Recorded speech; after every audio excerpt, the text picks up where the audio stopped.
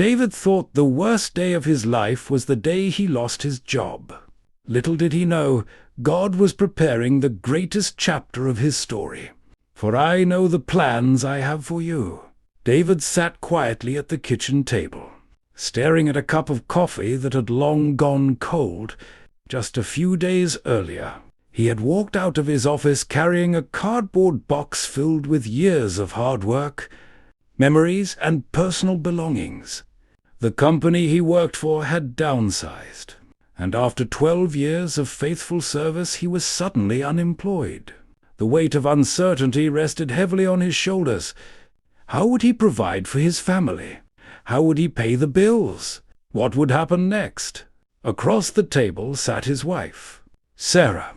She noticed the worry in his eyes and reached for his hand.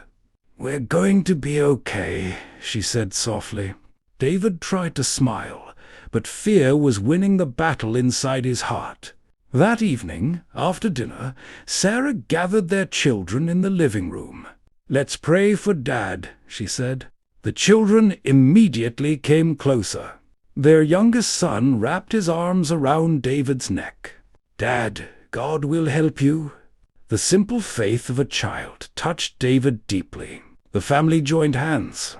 Sarah prayed, "Lord, you are our provider.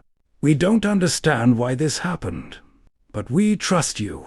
Your word says in Jeremiah 29 minutes and 11 seconds that you have plans for us, plans to prosper us and give us hope and a future.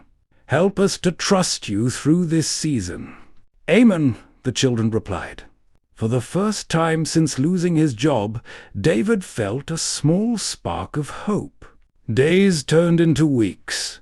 David applied for job after job. Some companies never responded. Others rejected him. Every rejection felt like another door closing.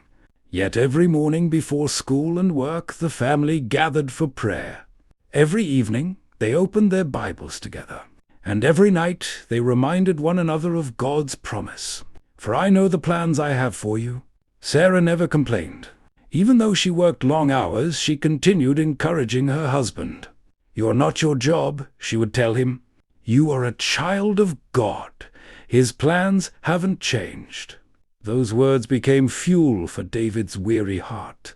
Since he was home during the day, he began spending more time with the children.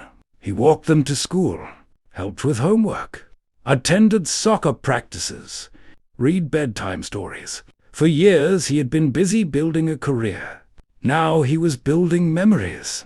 One afternoon, while watching his daughter paint at the kitchen table, something stirred inside him. She was creating beautiful designs on old pieces of wood. "Dad, look what I made," she said excitedly. David smiled. "You have talent." That evening, an idea came to his mind. For years he had enjoyed woodworking as a hobby. He loved building furniture and creating custom pieces in his garage. Friends had often told him he should start a business, but he always laughed it off. Now, sitting alone in prayer, the thought returned. What if this wasn't just a hobby? What if this was an opportunity? Immediately, fear spoke up. What if it fails? What if you lose money? What if nobody buys anything? But then another voice rose above the fear. The voice of faith. "For I know the plans I have for you." David shared the idea with Sarah. Instead of doubting him, she smiled. "I've been waiting for you to say that." He looked surprised. "What do you mean?" "I've always believed God gave you that gift for a reason." "You really think I should try?" "I think you should pray and trust God." That night the family prayed specifically for wisdom. Not for comfort, not for quick answers, but for God's direction. Over the next few weeks, David began building custom furniture from his garage. Tables, shelves, coffee stands, benches. At first, orders were slow, very slow. Some days he wondered if he had made a mistake, but every time discouragement came, his family reminded him of God's promise. One evening, after posting photos of his work online, something unexpected happened. A local business owner contacted him. They wanted several custom pieces for a new office space. The order was bigger than anything he had ever received. David couldn't believe it. After completing the project, the business owner recommended him to others. Then more. Soon, David found himself working longer hours than he ever had before. Except now, he wasn't building someone else's dream. He was building the vision God had placed in his heart. Months passed. The business continued growing. Customers appreciated not only the quality of his work, but also his honesty, kindness, and faith. David made it a habit to pray before every major decision. He refused to compromise his values for profit. He treated employees with respect. He honored God in every area of the business. The company became known not just for excellent craftsmanship, but for integrity. One evening, Sarah sat beside him, reviewing finances. She looked up from the paperwork. "David." "What?" "I think we need help." David laughed. "You mean more employees?"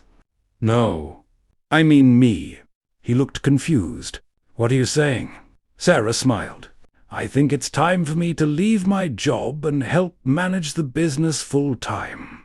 David sat silently. A few years earlier, that idea would have seemed impossible. Now it was becoming reality. After praying together, they made the decision. Sarah left her 9-to-5 job and joined the business. She handled scheduling, customer communication, finances, and administration. David focused on production and growth. Together they made an incredible team.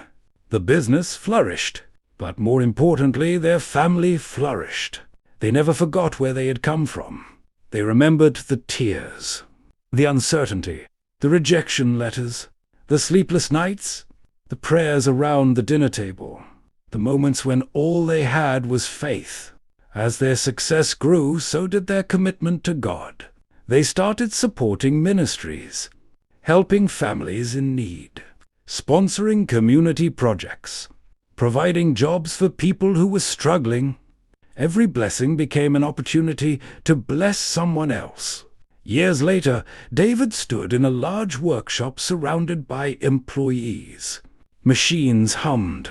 Orders were being packed. Customers were arriving. The business had become more successful than he could have imagined. Yet what touched him most wasn't the growth. It was seeing his family standing beside him.